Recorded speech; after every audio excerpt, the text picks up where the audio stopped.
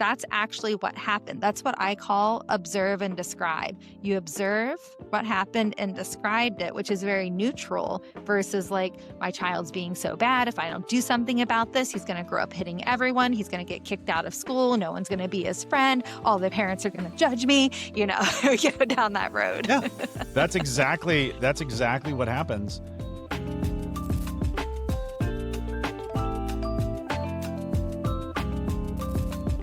Welcome back to Raising Men. If you've ever had a toddler throw themselves on the floor because you cut their toast the wrong way, well, you know how intense those early years can be. But what if we frame toddlerhood not as something that we have to endure, but as one of the richest seasons for growth, both for our kids and for us as parents? Today, I'm joined by Devon Kuntzman. She's the author of Transforming Toddlerhood and the founder of the business by that same name. She's on a mission to rewrite the story that we tell about this stage of life. She helps parents move from chaos to connection, from power struggles to partnership, and from guilt to grace. Devin, welcome to Raising Men. Thank you so much for having me. Well, so many parents, myself included, just absolutely brace themselves for the terrible twos.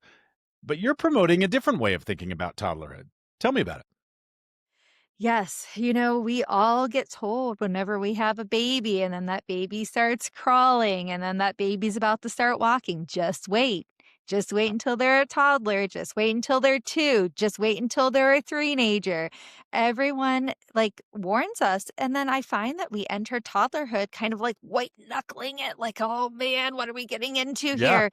And what I like to tell families is that when we are focused on mitigating something that hasn't even happened yet, we're already training our brains to look for what we would say would be like negative or the behavior we don't want to see. So of course we're going to start noticing that if we're hyper focused on what's going to go wrong when our kid turns 1, 2, 3, you know. And so if we start looking at twos as a critical developmental period instead of a terrible developmental period because it sets the stage for brain development, for emotional development, for the rest of your child's life, then we actually can support our child's development and be empowered. But if we're just looking for the terrible, then we're actually doing ourselves a disservice as parents. We're going to feel a lot more frustrated and we're going to have a lot less access to being able to really support our child's development because we're too busy focused on, you know, what's going to go wrong or be bad about it.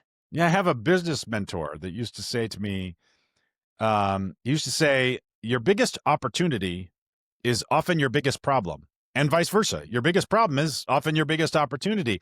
And that has, you know, in the business context, always helped me really reframe what I'm looking at as the other thing, which is a really, really useful thing. And we look at toddlerhood as this enormous problem. Oh man, I'm going to have to endure and, you know, set boundaries and do all of that. But if you think about it as, wait, no, I have the opportunity to really set them on the right trajectory, it changes your behavior. Absolutely. Everything that we treat as a problem is an opportunity for learning, an opportunity for growth, whether that is our child's tantrum or if we lose our patience as the parent. All of these so-called problems truly are opportunities. So I love thinking about this in the business context too. Absolutely is true in parenting. So tell me about how it works. How do toddlers actually learn and communicate through their emotions and behavior? Yeah. So in toddlerhood, in my book, I talk a lot about younger toddlers versus older toddlers. So I think to have this conversation is good to establish like, okay, what's a toddler here? So I like to talk about younger toddlers, ages 1 and 2. And these are our younger ones that are definitely in toddlerhood and they have very limited expressive language skills. So they're not able to tell us a lot about what they're thinking and feeling and need, but they absolutely can understand a lot of what we're saying. Right. Then we have 3 and 4-year-olds that are older toddlers that still have the same lack of brain maturation, lack of skills, although they're learning more because they have a little more life experience. But now they have a better command of expressive language. So they're going to start experimenting with words to communicate how they feel. but they're going to miss the mark. So they're going to say things like, "You're not my friend anymore. Mm. You're mean," things like that. Whereas like a 1 and 2 year old's going to use their behavior a lot more to express their feelings, emotions, and needs. And so what we really need to understand, instead of labeling behavior as good and bad, we need to label behavior as communication. It's communicating your child's feelings and emotions, their level of brain maturation, the lower brain, the more primal part of our brain that's responsible for feelings and emotions, the stress response, I call that the and Conan the Barbarian brain, as opposed to the right. Sherlock Holmes brain. Exactly, Yeah. yeah, it's like this part of the brain is really well developed for toddlers. That's why they drop down there so quickly and so often, Mm. whereas the part of the brain that's responsible for emotional regulation, logical thinking, empathy, all of this is not very mature, so toddlers have a harder time staying there. So we're going to see them using behavior to communicate their feelings and emotions, their basic needs, their sensory needs, and their developmental needs, like the need to feel capable, to exert their will, to have a sense of control, to experiment and explore. These are all things your toddler is working on, because the whole point of toddlerhood is for your little one to become their own person, to develop a sense of self for the very first time in their lives, realizing they're a separate individual Mm. from their parents and caregivers. So what do I've found that in my experience, and I remembered even when they were little babies, it felt like they were trying to manipulate me, Yeah. or they were scheming to try and get, you know, I don't know, more candy or whatever it was. But obviously, I mean, they're not. They're behaving out of that Conan the Barbarian brain. What are the tactics I need in order to keep myself in the Sherlock Holmes brain and keep myself from dropping down there and and getting in a fight? Yeah, it's so easy to jump on your child's emotional roller coaster. The first thing we need to do after we understand that, all behavior is communication, we have to like reframe the story we're telling ourselves about that Mm. behavior. So instead of saying, "Oh, my kid's being so manipulative," when we kind of get to the root of what's happening, which toddlers are reliant on us Yeah. to really meet their needs, their physical needs, their emotional needs. And so they're being strategic to ensure their needs are met, whether that's to get another piece of candy or to like feel connected to us or to like get their next meal. Because I mean, your kid can't just hop in the car, go to the grocery store, Yeah. cook up a meal and things like that. So I think we sometimes forget that young children are just reliant on us to get all of these needs met. So as soon as we can start saying, "My toddler's not being bad, they're having a hard time," we're going to start looking at solutions and how do we help our child have the skills or have the support they need to be successful versus asking ourselves, "What punishment does my child need?" So if you're thinking, "How do I not jump on this roller coaster?" We really have to tell ourselves. We have to like tell ourselves when we start getting in that stress response, "Hey, wait a minute, brain. You're trying to trick me. You're trying to trick me into this sense of urgency. You're trying to trick me that there is a threat Yeah. right now." So we literally have to just make sure our kids are physically safe and that we're physically safe. If your child's hitting, you have to put them down. You have to create some space between you. Maybe you have to like put a pillow between the two of you, whatever it is, to like tell your brain, "Hi, we're safe here. This is not an emergency." Yeah. And then you can start to ground yourself and come back up to your upper brain and be more regulated. But we're really fighting against that innate biology that's trying to tell us there's a threat there. Yeah. One of the issues I have is I like to see two data points and then I'll draw a line between the two. And then I'll act as if we're all the way over in the infinite extension of that line. As Mm, if I let the kid get away with, whatever, then when he's an adult, he's going to do X, right? I have to actively beat down that reflex in myself yeah. and just Yeah, recognize that it's a fear no. loop, right? That like extrapolation that we go into whenever we're like feeling that stress response. Yeah. Yeah, it is and I'm almost when I'm doing that, I'm almost worried about how it reflects on myself. as opposed to how it's gonna impact him when he's older. Mhm. And, I think taking the ego out of it is another real important key to being able to manage that. Yeah, this is why a lot of parenting truly is mindset because if we get stuck in these thought loops Yeah. where we're telling ourselves a story about our child's behavior, like, oh, they're going to grow up to be a brat, manipulative, a bully, or whatever, or we get into thought loops about the story we're telling ourselves about. Our parenting. Oh, we have no control. We're doing a bad job or ruining our kid, all of the thought loop, or am I going to be judged? Are people going to think I didn't do a good job? Whatever it is, Right. it's all of these thought loops that really stem from that place of like fear and being in the unknown because our minds don't like to be out in the unknown. And so it's really about shifting our mindset to interrupt these story loops that we tell ourselves that really take us out of the present moment and, put us into a place of fear. And then we're acting from fear of the future of something that may never happen instead of what's actually happening in the moment. Because what's happening in the moment, per se, is like I was holding my kiddo and getting him a glass of milk, but he just woke up from his nap and was still groggy and sleepy, and I wasn't moving fast enough, Mhm. and he, like, bopped me on the head. Yeah. And, like, that's that's actually what happened. That's what I call observe and describe. You observe what happened and described it, which is very neutral versus, like, my child's being so bad. If I don't do something about this, he's gonna grow up hitting everyone. He's gonna get kicked out of school. No one's gonna be his friend. All the parents are gonna judge me, we go down that road. Yeah. That's exactly what happens. And Yeah, so, I mean, that's a really this observe and describe thing is a really great practical tool. Walk me through how that works in practice. Like, let's continue with yeah. with this example. He bonks you on the head as you get him as you get him some milk. What do you do?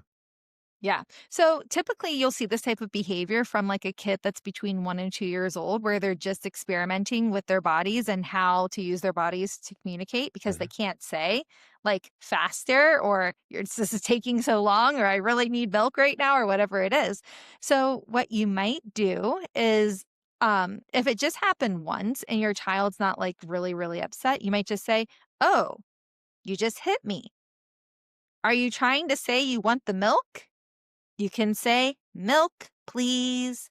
Milk, please." Mm, Use your hand gentle like this. So it's really about creating connection, setting limits and following through, and teaching skills. This is the recipe for healthy, effective discipline. And say that your child's though really upset and they're like going into a tantrum and they're like flailing and hitting and things like that.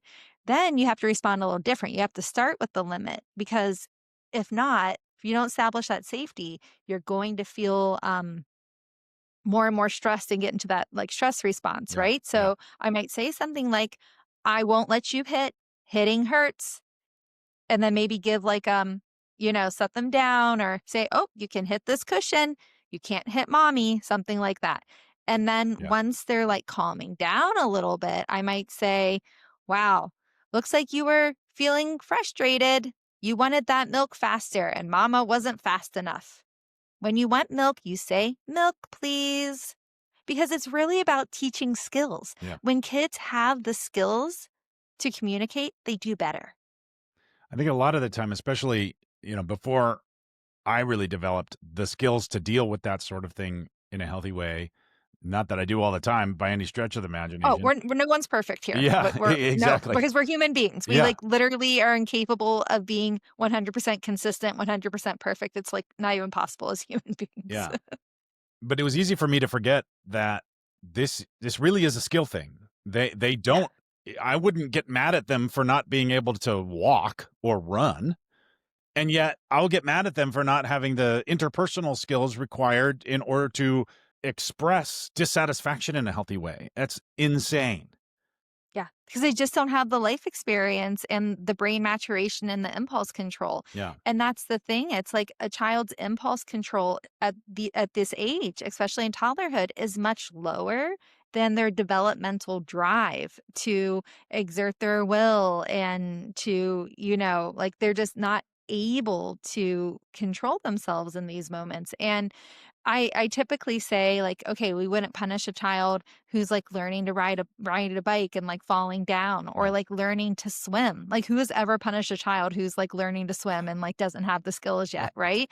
But that's the difference between like the hard skills, like physical skills and then like the soft skills, Mhm. which are social emotional skills, Mhm. because social emotional skills are harder to see.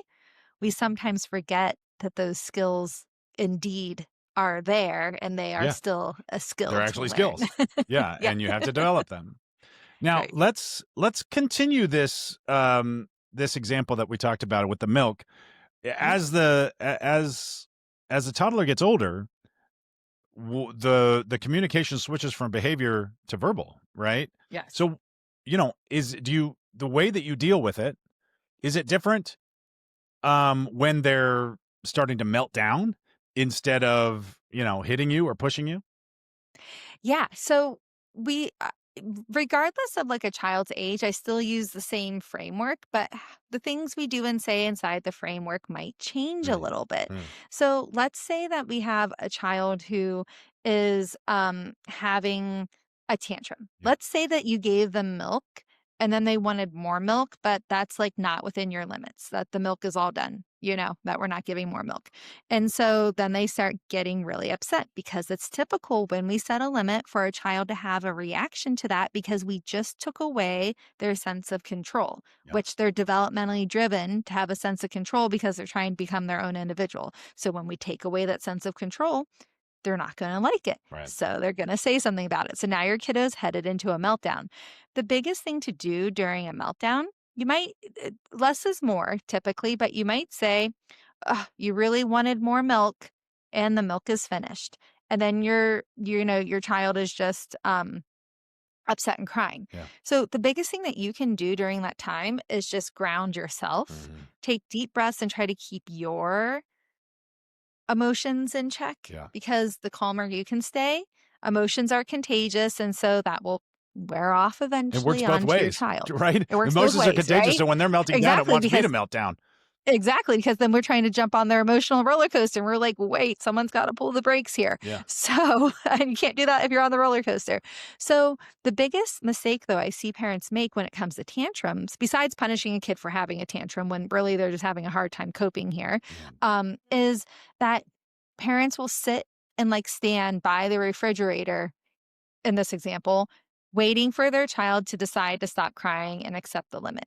The challenge is that if we don't start moving forward, then our child will think there's a chance. There's Mm, a chance they might just open that fridge and give me another sip of milk. mm. So it's important to not only say, okay, the milk's all done, but to also move forward. So you might like grab like a cup of water and say, "Oh, there's water here when you're ready." And, you set it on the table and then maybe you go turn on some music. You get out a toy, you start playing. When your child sees you moving forward, then they're more likely to move forward because they see like any chance of you backtracking has like that train's left the station. Yeah. It's not going to happen. Yeah. Yeah. I can see. I mean, that appeals to me as an adult. I can imagine times where, I'm not getting what I want, but the person is still kind of dangling it in front of me. And then that sort of Right. gives me hope. And then I stick with that. And then, whereas if we move on past it, then I can start handling it. Yeah. And let me take this example a step further for all the parents that are like, okay, yeah, well, I just put that cup of water on the table. And of course, if I have a kid having a tantrum, I'm probably going to make sure there's a lid on it, at least a lid, but hopefully in like a spill proof, like water bottle type of thing. But if not, and your kid just goes and like swipes off the table because they're mad and they don't want that water, Yeah. we might be so tempted to say, "What are you doing? You don't do that. Go to your Clean that room. up right now." Whatever it is, go to your room, sit in the corner. Mhm. That's bad, whatever it is. Yeah. But we have to understand that our kid is like seeing red. They're out of their minds right now. They're not doing this to be bad. They're doing this to convey how frustrated and upset. And then you're going to have people say, well, they should just know better. you know what? When your kiddo's not losing their mind and upset and stuck in a stress response in that lower brain, they do know that they shouldn't swipe water and, throw water off a table. Yeah. However, in that moment, being stuck in a stress response, our kids are not thinking rationally. Yeah. They're just trying to communicate their deep displeasure the best way they know how. So, what we need to do is let our kid get over the hump of the tantrum. Tantrums are always kind of like a bell curve, right? Like at some point it's going to peak Mhm. and then they're going to come down the other side. Yeah. And then when they're coming down the other side, that's when they can start to hear us again. And we're like connecting. And then we say something like, "You were so upset, you threw the water off the table. Mm. Let's clean that up. Water stays on the table. Let's clean that up together." And you give them like a sponge, you get a sponge, and then, you go clean it up. That's teaching that's teaching, like, our actions have a consequence, Yeah. but, like, in a logical way, right? Not in an adult imposed arbitrary consequence where we're like, "Now you have no screen time the rest of the day," or "No dessert tonight." Yeah. That's an arbitrary consequence, not a logical consequence, which is like, you spilled the water through the water. Now we need to clean up the water. Yeah. Yeah, and I think, I can imagine that one of the pushbacks against that concept is, no, they need to be punished because they need to learn that they can't spill water. And that's the answer to that. Yeah, the way they're learning that is the natural consequence of having to clean up the water. Yeah, And so like applying an arbitrary consequence like no screen time for the rest of the day, they won't connect those things. It's I don't know, very similar to training a dog in that way. They just don't, it just feels like it feels arbitrary to them. And that's its own problem. If they feel like they live in this arbitrary world where at any moment the hammer comes down, then that creates all this anxiety and is really maladaptive, I imagine. exactly. And that's the thing where it's like, are we trying to help our kids how to learn that human beings make mistakes and learn how to make things right after making a mistake? Yeah. Or are we trying to teach kids that they should comply with a higher You will respect my power authority. authority, right, like, no matter what? Because if we wanna focus on compliance-based parenting and us being in control, then we're setting ourselves up to always have to be there to draw the line in the sand, Yeah. versus kids learning the skills, the emotional regulation, the behavior regulation skills, and also, like, the skills to make amends and to make things right. Like, "Oh, yeah, I knocked that water over. I should, like, go clean that up," versus, like, going to sit in the corner and think about what they did. What they're thinking about is that maybe I have lost my parents' unconditional love and acceptance, Wow. which is what your child is most concerned about at this age, because again, they're reliant on you to get all of their needs met. So if they Mhm. feel like that connection is threatened, they're going to have a lot of fear going through them, because then maybe they're not going to get a meal. Maybe they're not going to get a hug. And that's what matters most to your kids at this age. And so we have to think, like, do we want our kids to be motivated by fear and like really be setting up the fear pathways in the brain? That's like priming kids for anxiety and depression and things like that. Or do we want to really strengthen the neural pathways and connections that are um, full of connection and learning, the outcomes of like behavior, how to make amends, how to like clean up the messes, literal messes and figurative messes, like Yeah. the emotional messes, right? Yeah, but it seems like the key to this is maintaining your own emotional regulation. When the kid knocks the glass of water off the table and water spills all over everything, maybe on the furniture, ruining some stuff, how do you stay emotional? What are some tactics that you use to stay emotionally regulated in that moment? That's something that I feel like I struggle with somewhat. Yeah, absolutely. And there's gonna be days where we're, like, more resourced or less resourced, Yeah. right? Like, days where we're more tired, more hungry, have more stress in our lives, right? And it's gonna be harder to stay at that emotional equilibrium.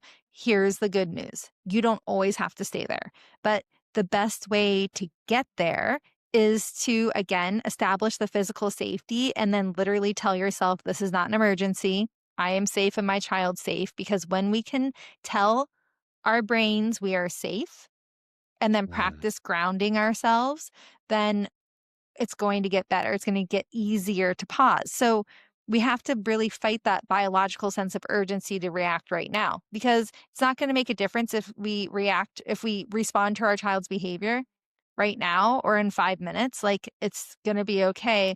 It's better to respond in a way that's, emotionally healthy. So we have to ground ourselves, and it's going to be different for every person. So I really recommend that you go and like think about, okay, what are things that help me feel like calm and regulated? Is it taking deep breaths? Is it like checking in with my five senses? Is it like smelling some essential oil or lighting a candle? Is it sitting down? Is it looking outside? Is it splashing cold water on my face? Is it blowing bubbles? It could even be something silly like blowing bubbles, right? Like keeping bubbles in your kitchen or nearby. But I recommend that everyone write down like three things that you either know helps calm you down and ground you, or three things to try. Practice those for a week. First of all, stick it on sticky notes all over your house so Yeah. you can remember when you're like seeing red, and then practice it and see what you find out. I know for myself personally, the more I can move, it like helps like give energy to like my frustration. Yeah. So for me, sitting down or even laying down, like taking away my ability to move, Mm. like calms me down a lot. Whereas some people actually need to I'm the move reverse. Yeah. I to need to get take a through walk. it, right? Yeah. So, it's really, you have to get to know yourself and see like what will work for you. But here's the good news. Say that you have this, you've just totally lost it, and you use shame, blame, guilt, judgment, or fear in that moment where your kids behavior went off the rails, then your behavior went off the rails. You can always come back and repair the relationship, and that's what it means to take a problem and turn it into an Yeah. opportunity. Right? It's an opportunity to rewire your brain, And an to model that opportunity. repair process. Right, to make amends with your child and strengthen that relationship, and then model skills that your child's going to learn. Now, I'm not saying that we should like purposely like troll our kids Yeah.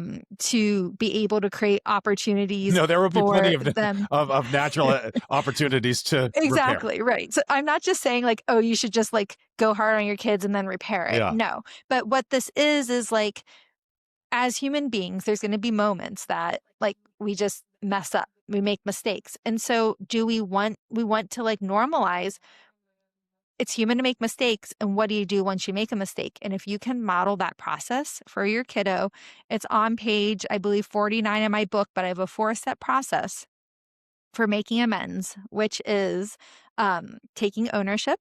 Mm. So that might be something like, hey, back there, I felt really frustrated and I totally lost control and yelled. And then you want to check in with your kid to check in on the impact. So you might say something like, how was that for you? And if you have a 1-year-old, they might not say anything. If you have a 2-year-old, they might say, bad. If you have a 3 or 4-year-old, they might say something more. And then you just validate and repeat it back. You might say, oh, you feel blank, or that was blank. Thanks for telling me. Right. So now you're telling your child, hey, we can have tough conversations and still, and it's okay. Like, we don't have to shy away from like these tough conversations. Then step 3, apologize. Hey, I'm sorry. I am so sorry that I yelled at you, and that was not my intention. And then step 4 is the most important part, which is the redo. Next time X, Y, and Z happens, here's what I'm going to do. Then you practice it in that moment. And guess what? When your toddler becomes a school age kiddo of 5, 6, 7 years old, they're going to be your accountability buddy. They're going to be like, hey, remember, Mom, last time this happened, you said you were going to X, Y, and Z. That's great, because in the end, now we're showing kids what it's like to be human, and they're actually helping us. And the goal is to work ourselves out of the job and to be partners with our kids. We're still in charge, but this is great because it means your kid's learning the skills too. Yeah, what a powerful tactic. I love that 4-step repair process. You know, I'm a pilot, Oh, and it's one of my hobbies is flying airplanes. And in flight training, a lot of what we do is managing emergencies. right. And it's all about, I mean, the mechanics of learning how to fly are, in fact, even in your very first lesson, you'll start practicing what happens if your engine fails, right? And one of the first things that they teach you to do in dealing with emergencies in an airplane, where I mean, literally, you could be seconds away from catastrophe, is the first item on the checklist is wind the clock. And you think, okay, I just lost my engine, and you want me to wind the clock? And the reason is because it takes you out of the loop, out of that reaction loop for, 3 to 5 seconds. I'm going to Right. wind the clock. And then you can sit down and go, okay, well, what am I going to do?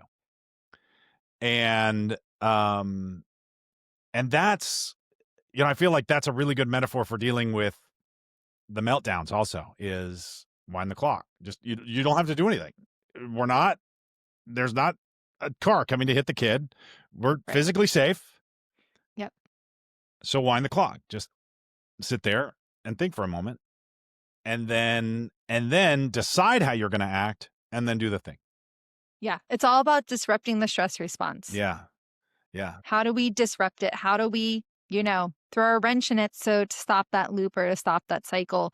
And it's challenging. And so that's why I create all these frameworks, right? So we can write it down, we can have it on sticky notes, we can Yeah. like remind ourselves of it in the calm moments and hopefully in the challenging moments too. And the first step is establish safety.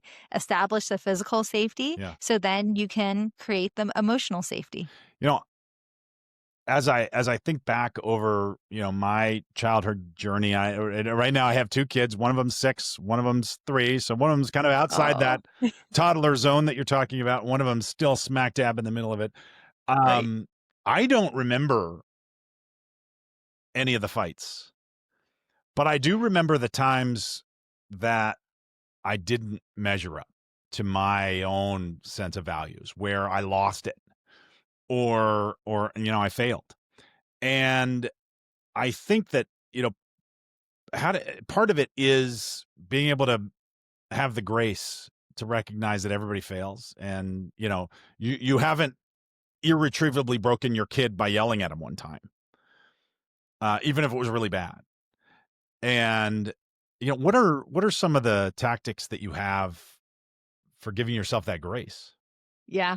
I talk about this a lot in my book as well. So, of course, repairing the relationship is by and far the number one thing that we can do is to like reestablish that parent child bond and to, really make amends, making amends, Yeah. make amends, make amends. However, for our own internal mindset in these moments, it's really easy to go into a doom loop, to go into a fixed mindset. I'm failing. I'm such a bad parent. I'm messing them up. They're going to need years of therapy, all the things. Yeah. And so, um, what you want to do, I always say, stop looking in the rearview mirror.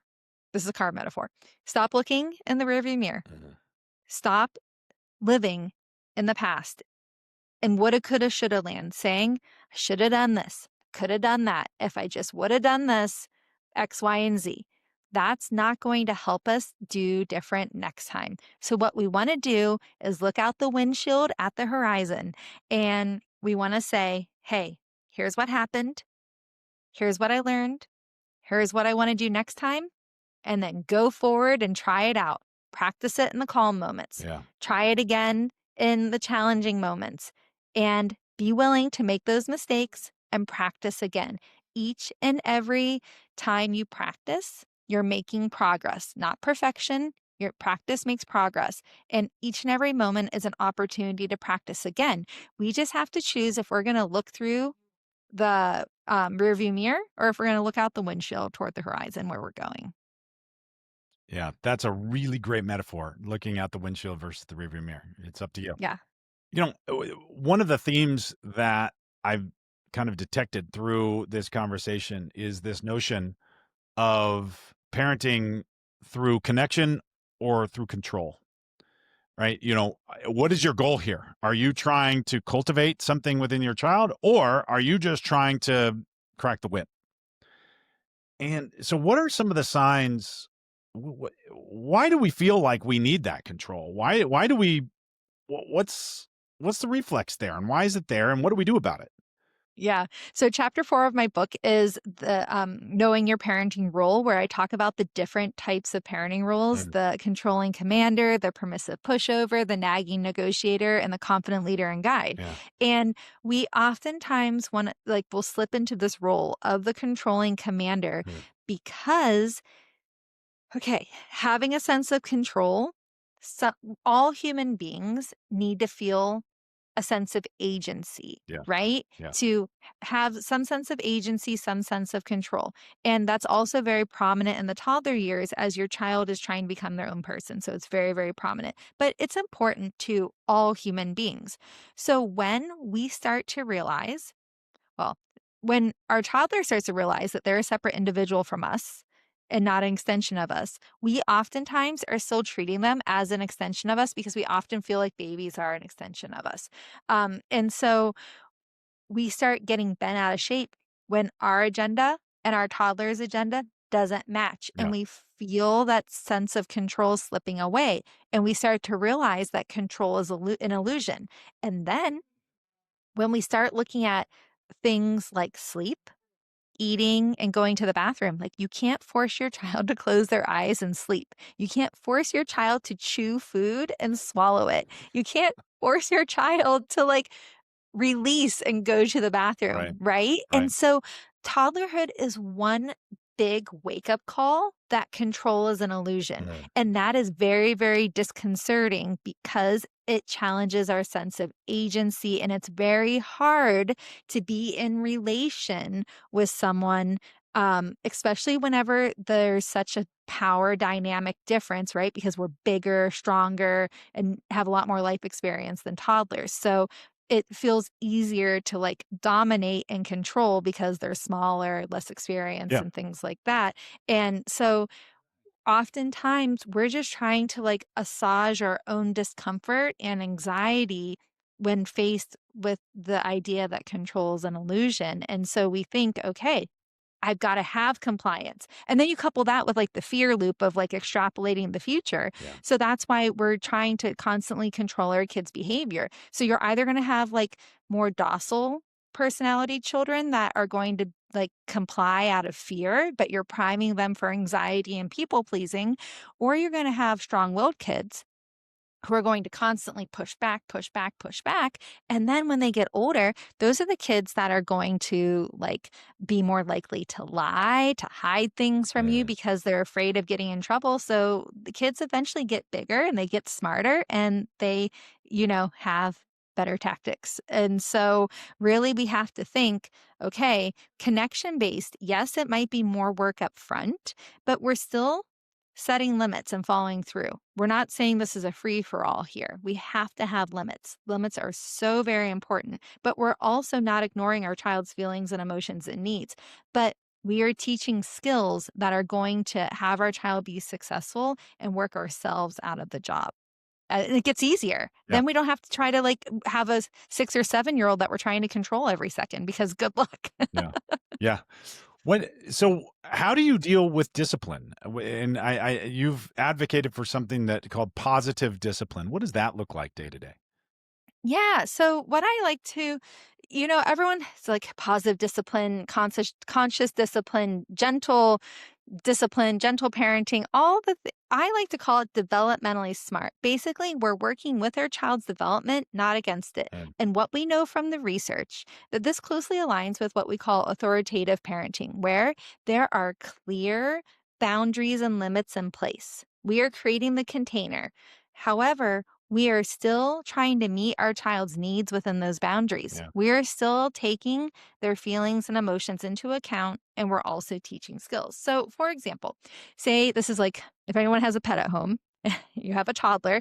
Your toddler probably has or soon will discover the dog's water dish. And they are going to want to go play in that water because Right. toddlers love water, Yeah. right? It's sensory play, it's super exciting. So you could come from like a compliance first and conventional way of parenting, see your child playing that water dish and say, "Bad. No, you don't do that. We don't play in that water." Yeah. It's something like this. Punish them. And then, okay, like we did that, but what about the child's needs? What about the child's feelings, right? Right. So we can accomplish the same thing in a developmentally smart, emotionally healthy way by saying, "Oh, looks like you want to play with water. You're having so much fun playing with water. This is the dog's water. No, dog's water stays here. Let's go play in the sink, or let's go take a bath. Let's go do these dishes. Let's go play with a water table outside." Find a way for your child to have water play that's within your boundaries. Yeah. So now we are still having limits, but we're taking our child's needs into consideration. Yeah. I find that once when they get older, you can kind of put the monkey on their back. Oh, Yes. you want this thing, but that's outside the boundaries. How do you think you might? What's another way we could get the benefit of that? Exactly. So you can start this around 3 years old, Yeah. but definitely around when your child's 4, you can start saying, "Well, what do you think? How could we make this better? Yeah. What's your idea? What's a way that we can play with water that, is within boundaries?" Like what you get to be, it's called collaborative problem solving. Yeah. And this is how we as parents make our jobs easier. And this doesn't mean that you're weak or soft. What it means is that you're respecting your child as a human being and as an individual. Now, you don't have to do what your child says, but when you let your child give some ideas of how to figure out what to do next, not only are they practicing problem solving skills, they may come up with something you hadn't thought about because we can't remember.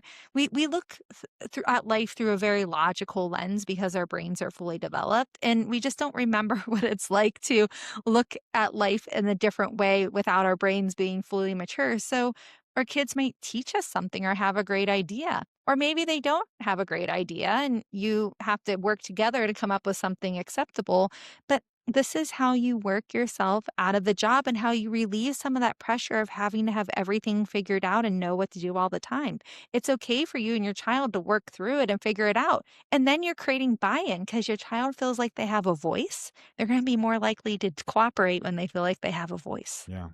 I had an experience along those lines recently.